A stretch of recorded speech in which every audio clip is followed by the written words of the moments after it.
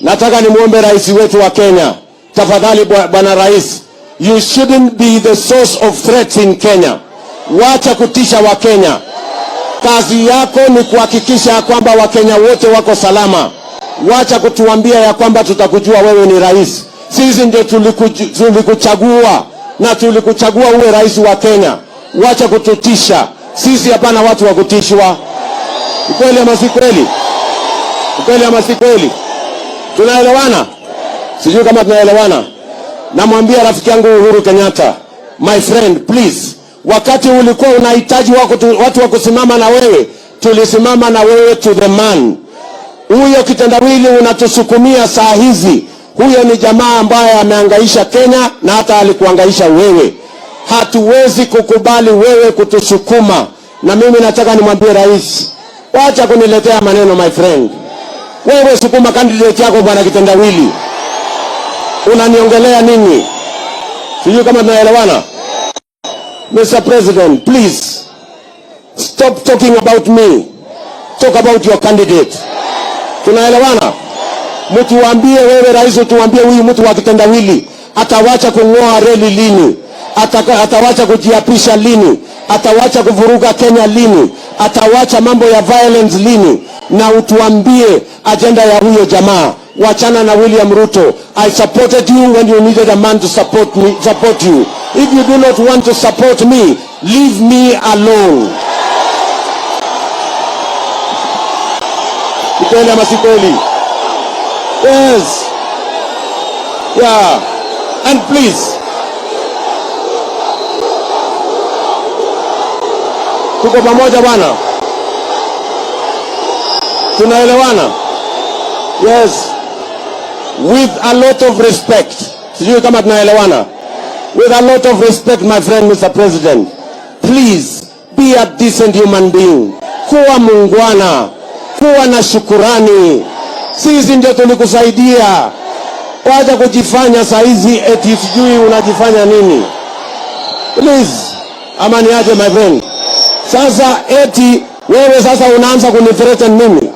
Ati utanifanya nini? Bora usiue watoto wangu, lakini mimi na wewe tafadhali tuheshimiane.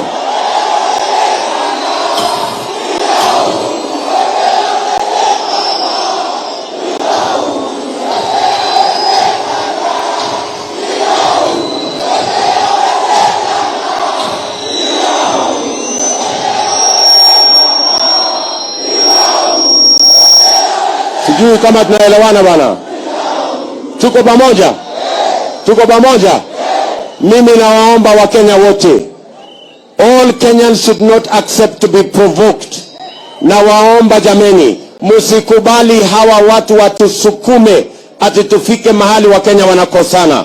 Hawa ni watu tumewamalizia na mambo yao itamalizika tarehe 9 mwezi wa 8 pale kwa kilio vizuri. Na mtu asinia unajua wananiambia sijui nini, sijui Moi, sijui Moi. Moi alikuwa rais wa Kenya. Vile Kibaki alikuwa rais wa Kenya. Vile Uhuru alikuwa rais wa Kenya. Na kabla ya Moi kulikuwa na Kenyatta. Na baada ya Moi kulikuwa na Kibaki. Na baada ya Kibaki kulikuwa na Uhuru. Hii kisirani ni ya nini? Hapana. Hapana. Hapana, hapana. Hiyo ni upuzi. Sio kama naelewana bwana. Tuko pamoja? Hii fujo yote wananiletea, mbona hawakuletea Kibaki? Mbona hawakuletea Uhuru? Hii madharau na kiburi ni ya nini?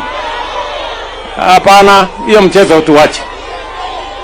Sio kama naelewana bwana. Let us sort out our problems. Tuache ukabila, tuache chuki, tuache kiburi, tuache madharau. Sisi wote ni wa Kenya. We are all Kenyans. Na hakuna Mkenya bora kuliko mwenzake. Sisi wote ni wa Kenya. Ama mnasemaje watu wa Nairobi? Tumekubaliana? Na kuna watu wanafikiria kwamba wataendesha fujo Kenya hii.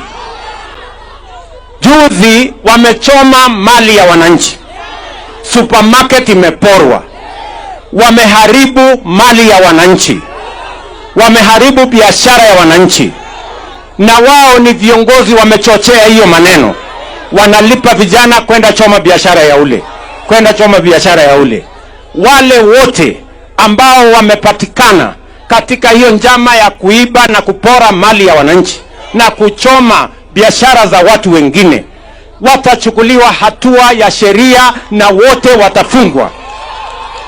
Na wao viongozi wao, we are coming after you. You cannot sponsor violence in the Republic of Kenya and expect to go scot free. Sijui kama tunaelewana. Na mimi nataka niwaambie wa Kenya, mtu yeyote ambaye anaenda kupiga polisi, mtu yeyote anaenda kuvamia police station, that is a declaration of war in the Republic of Kenya. It is not acceptable. Sijui kama tunaelewana my friends. No, enough is enough. Haiwezi kuendelea tena. I will protect property ya wananchi wa Kenya, maisha ya wananchi wa Kenya, biashara ya wananchi wa Kenya. It is the responsibility of the government of Kenya, which I lead, that is going to make sure hii vita ya kuharibu mali na kuchoma biashara ya watu itakoma. It must stop. Sijui kama tunaelewana. And we are going to use whatever means that is available to make sure that we stabilize the country. We cannot accept mayhem and anarchy to destroy the development we have in this country. Sasa mimi naulize watu wa hapa Kilimani, nyumba tunajenga kama hii, ati watu washenzi wanakuja kuwakisha moto wachome. Surely ni nchi tunajenga ama ni nchi tunabomoa? Alafu watu wanatuambia Kiingereza sijui siasa nini. Hapana, that will not go on. You can call me whatever names you want to call me, but I will make sure that there is peace and stability in Kenya by all means possible. Sio kama tunaelewana my friends. Hapana, hii kuchoma mali ya wananchi itakoma. Mwananchi anahangaika miaka nyingi kutengeneza biashara yake. Mwananchi anapanga mambo yake. Alafu mtu mwanasiasa, mtu mjinga anakuja anapanga maandamano, anapanga fujo, mali ya mwananchi inaharibika, alafu wanatuambia ni siasa. Hiyo ni siasa gani? Hiyo ni siasa? Na kama wako na mpango, si tukutane 2027? Watengeneze sera yao, tukutane na hawa 2027. Njia ya mkato hapa katikati hakuna. Tumekubaliana watu wa Nairobi? Yes. Na wasikie vizuri. Wasikie vizuri. Na waelewe. Tumekubaliana Nairobi? Mnasema tuendelee na kufanya kazi. This country will not be destroyed by a few people who are impatient and who want to have a change of government using unconstitutional means. It is not going to happen. And I want to tell them it is not going to happen. Sijui kama tunaelewana. Tumeelewana? Yes. Na kama walikuwa wanafikiria ile walikuwa wanafikiria, wafikirie tena. Because mimi nimenyamaza, mimi nimewavumilia, lakini mahali imefika, enough is enough. I want to say that for the avoidance of any doubt. Sijui kama tumeelewana jameni. Tumeelewana? Wacha nirudie. Those who attack our police, those who attack our security men and women, those who attack our security installations, including police stations, that is a declaration of war. That is terrorism. We are going to deal with you firmly. Tumekubaliana? Hiyo haiwezekani. We cannot have a nation that is run by terror. We cannot have a nation that is governed by violence. We cannot, and it will not happen under my watch. Tumekubaliana my friends? Tafadhali watu wa Nairobi tuheshimiane bwana. Si kila mtu tuheshimiane? Tuheshimiane, sisi wote ni wa Kenya. Allah. Ama namna gani? No. Anyway, tumekubaliana. Dear Kenyans, you are all aware of the political developments in our country. We are standing at a point of economic, political, and social nosedive as a nation. As a country, we, the people of Kenya, are being treated by William Ruto as less Kenyans at any given moment. Driven by the resolve for a better Kenya and patriotism, I've heard a call from the people of Kenya to speak into the matters that are of concern to them and all of us for our common good. On the 7th of July 2025, during the 35th anniversary of Sabasaba, Kenyans from all walks of life led by Gen Zs, unarmed and peaceful, went to the streets. This is not the first demonstration that has happened in Kenya this year where lives have been lost and property destroyed. Unbeknown to these peaceful demonstrators, the tired regime of Ruto had a well-organized state-sponsored militia in cohort with the police and other state security agencies to maim, kill and destroy property and blame it on the Kikuyu community and specific leaders who are perceived unfriendly to this killer regime. This targeted profiling of the Kikuyu community and destruction of their specific business is an economic sabotage not new to the narrative of William Ruto.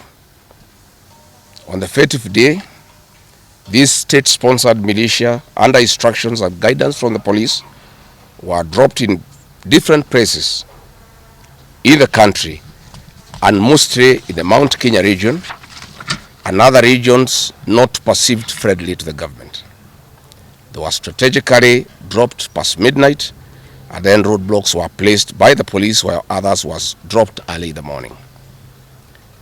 The militia were procured by Ruto. Governors and MPs allied to him. These regions include Nairobi, Kiambu, Kajiado, Kisii, Nyeri, Murang'a, Kiambu, Kirinyaga, Meru, Nyandarua, Kajiado, Kitengela, Ongata-Rongai, Machakos, Embu, and in Wote. They had clear instructions to loot and destroy specific properties under police supervision. A killer squad of 101 that works under the Director General of the National Intelligence Service, Nuruddin Haji, was armed with assault rifles and drove in a convoy of unmarked Subarus, shooting and killing innocent protesters aimlessly in the streets and estates. This squad in Subarus, hooded and masked against court orders, are disguising themselves as DCI's officers, yet we know they are not. In fact, I would like to clarify that the National Intelligence Service has procured Subarus to give an impression that this killer gang is from the DCI. The truth of the matter is that this has nothing to do with the DCI. This is the National Intelligence Service. And this squad of 101 people was formed when I was still in government. Officers were recruited from the Administration Police Unit for special training by NIS on abductions, killings, and cover-up. And this is a squad that is killing the people of Kenya. The killings and the business destruction pattern point to William Ruto's ethnic profiling narrative, which is a master with no rival. With a close coordination of PS Interior Raymond, this narrative was boosted online by state bloggers to spin the narrative. The Cabinet Secretary Kipchumba Murkomen's public to shoot to kill order, coupled with assurances to police officers that the government will not cooperate with the investigators in police conduct, has emboldened security forces. Police officers are now on record threatening citizens who are in their homes, boasting of their license to kill, acting with a confidence that can only come from the highest echelons of power. Mr. Murkomen's admission that these are not just instructions from him but orders from above removes any ambiguity about where responsibility lies. It will be recalled that in the run-up to the 2007 general election and its aftermath, the narrative of 41 against 1 was a masterpiece of William Ruto. The target was profiling Kikuyus against the rest of the country. To a large extent, he succeeded, and every Kenyan knows what happened, and it is also fresh in his mind of the ICC ordeal still hanging on the neck of William Ruto today. We remind William Ruto that his ICC cases are not yet over. They have been posed after witnesses disappeared, and what he is pretending over are crimes under the Rome Statute. It is clear history is repeating itself, and the architect William Ruto is back on the deck. He is hell-bent to finish his unfinished business with the people of Mount Kenya, destroy their businesses and make them black sheep of Kenya.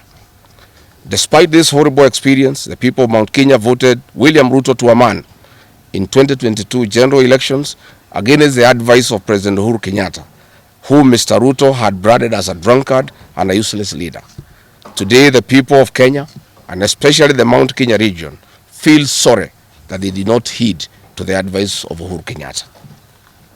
These state-sponsored militia were key in touching of various parts of the country with ease of police assistance to prefer terrorism charges on specific people from the Mount Kenya region. So far, about 50 young people are in courts in trumped-up charges of terrorism in scenarios of state-managed crimes by the state. Again, this is a clear onslaught on the Kikuyu nation. A case in point, when a police station in Mawego in Homa Bay County was torched, the suspects for that particular crime have been charged with arson. But when a police station is alleged to have been torched in Kiambu, suspects from the Kikuyu nation are charged with terrorism charges. This is serious ethnic profiling. Last night in Juja and Kirinyaga, these state-sponsored militia invaded various businesses. Luckily in Kirinyaga, after wananchi went to Sagana police station and they refused to act, saying they had orders from above not to interfere, the people organized themselves and repulsed the militia. Mr. Ruto's ethnic profiling has led to the destruction of the foreign properties belonging to the people of Mount Kenya. Maguna supermarkets in Meru, Kahawa West and Muranga. Nice supermarkets, hotel and petrol station, and nice city in Mwea in Kirinyaga. County supermarkets in Kabati and Kirinyaga.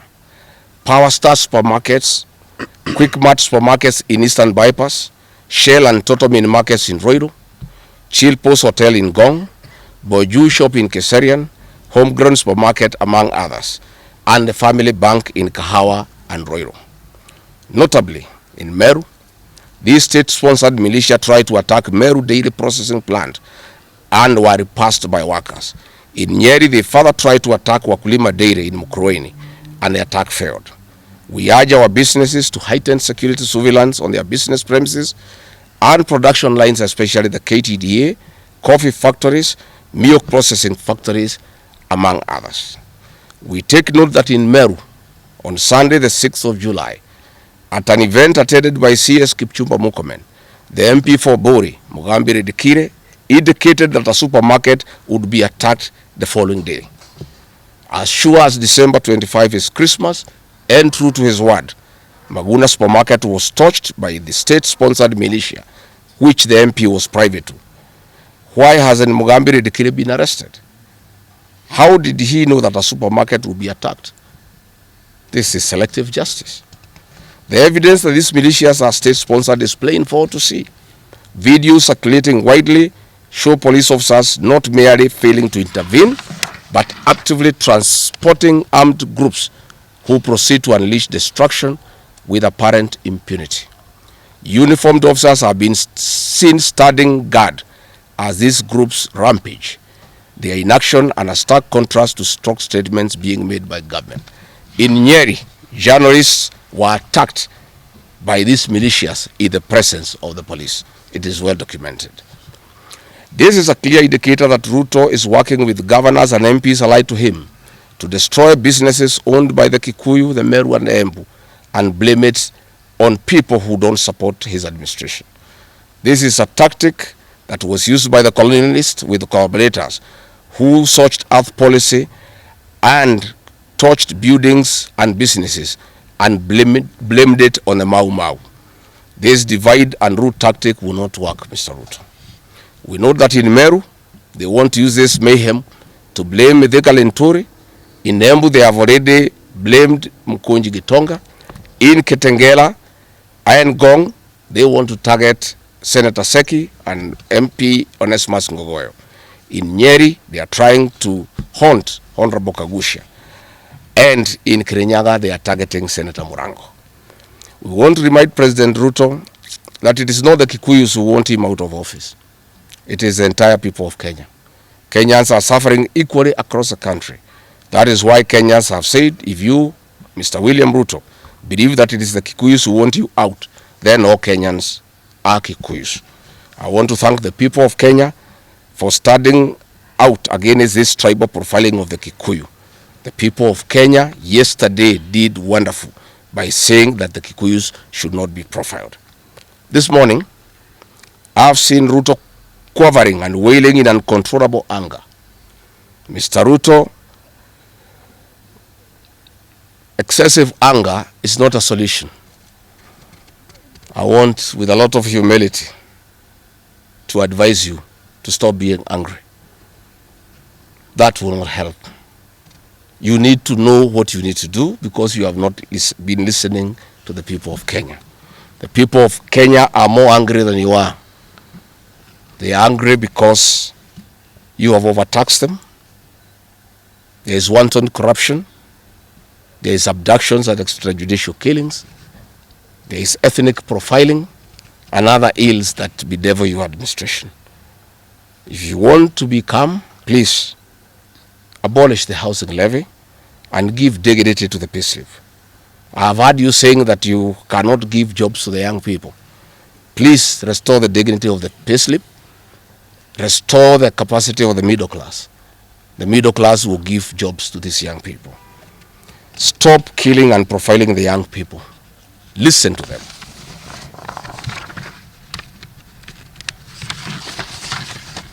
Stop abductions and extrajudicial killings. Abolish, disband the killer squad of 101 officers at Nurdin Haji. Give hustlers the jobs that you promised them. Mr. William Ruto, you are the one who promised. You cannot cry today that you have no solution, saying that other presidents have not been able to do it. You are the one who promised these young people. Stop police brutality. Stop abductions and illegal detentions. Get the hustlers from the bottom of the economic pyramid as you promised. Yes, Mr. President, we agree there were other presidents before you, as you have rightly stated, and true, they never went through what you are experiencing today. May it please you to know that the reason why Kenyans rarely had problems with them, Mwai Kibaki and Uhuru Kenyatta were guided by the Constitution and the rule of law.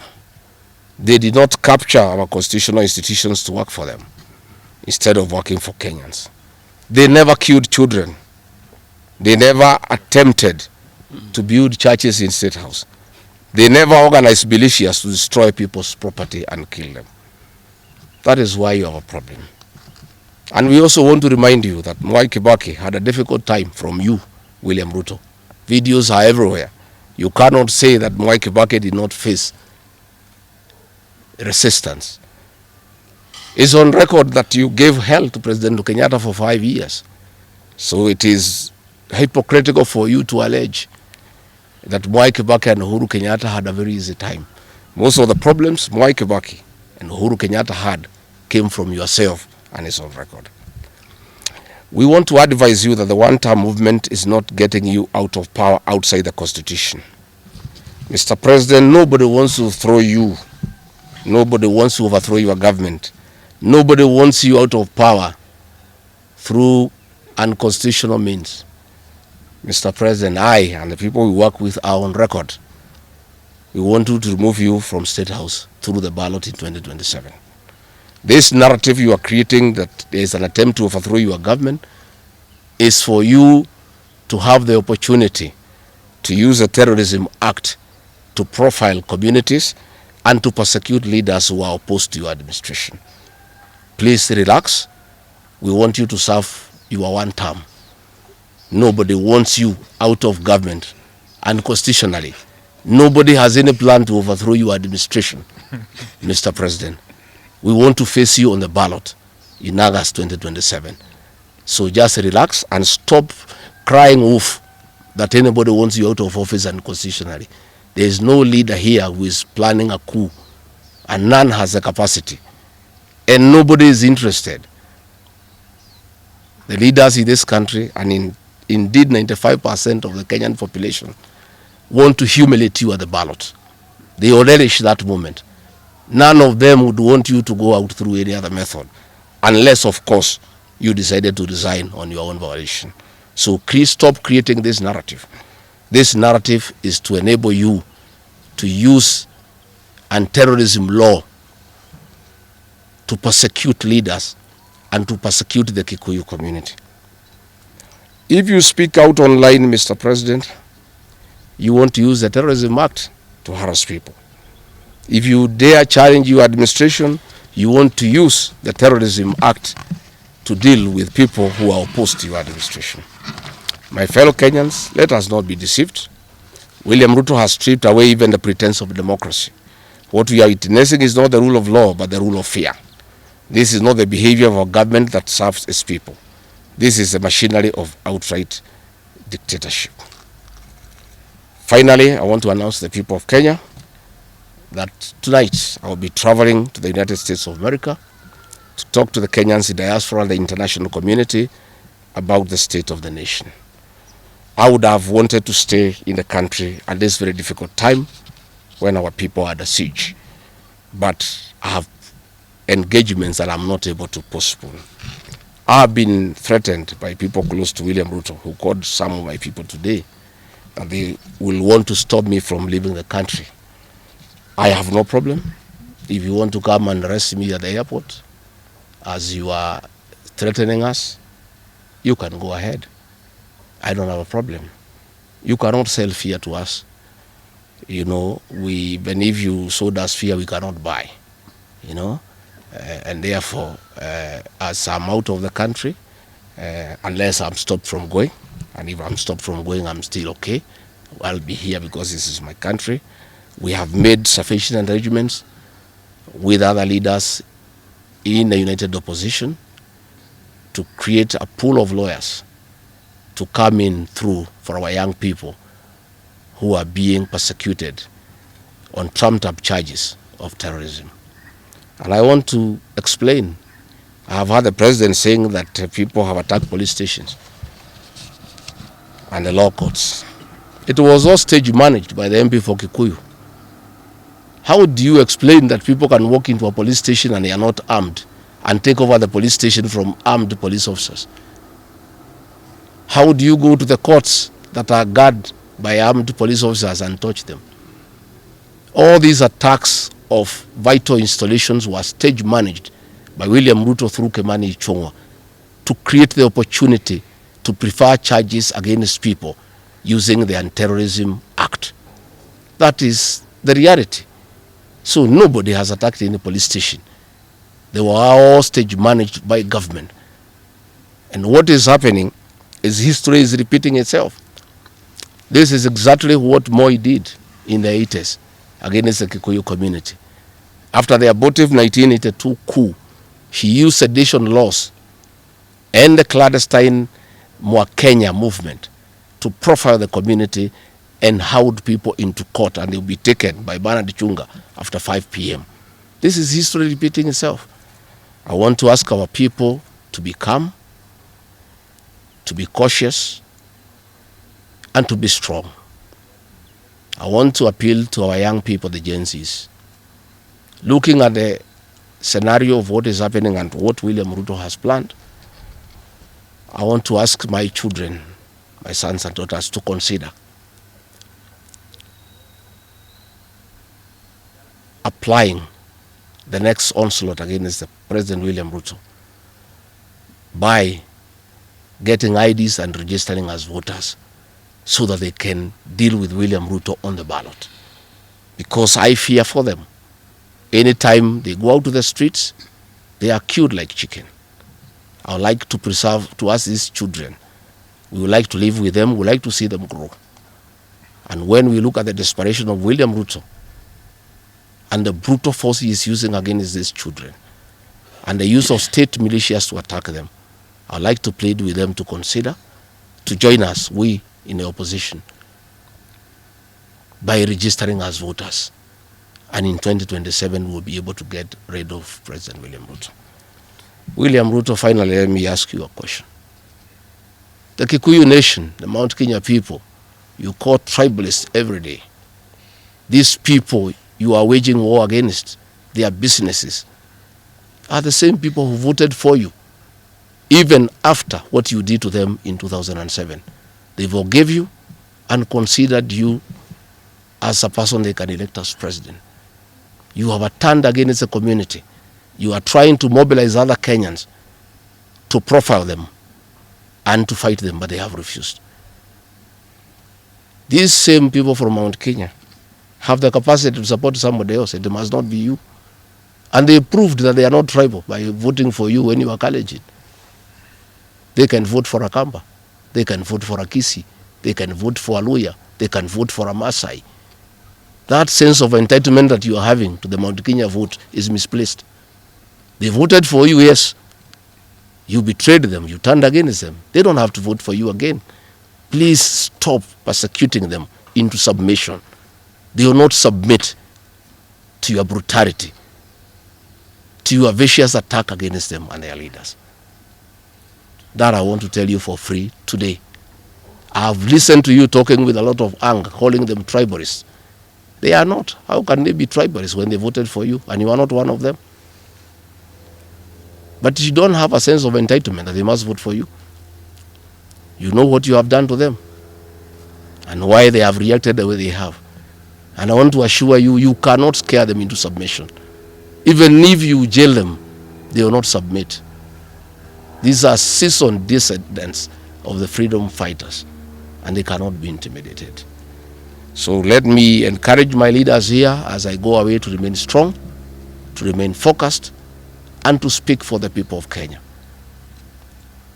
I am I have a lot of gratitude to the Honorable Stephen Kalonzo Musyoka and Eugene Wamalwa, who have been in court the whole of yesterday and today, standing strong and defending our young people who have been framed and charged with treason. For those two leaders, I want to give them the gratitude of my community and our leadership. They have come through for a community when it's under siege, and we are indeed very, very grateful. I want to ask our leaders here to be vigilant and to continue speaking out to the people of Kenya. Should the situation get out of hand and I need to cut my trip short and come back to join the other leaders in defending our people and speaking for them, I will gladly do so. Thank you very much.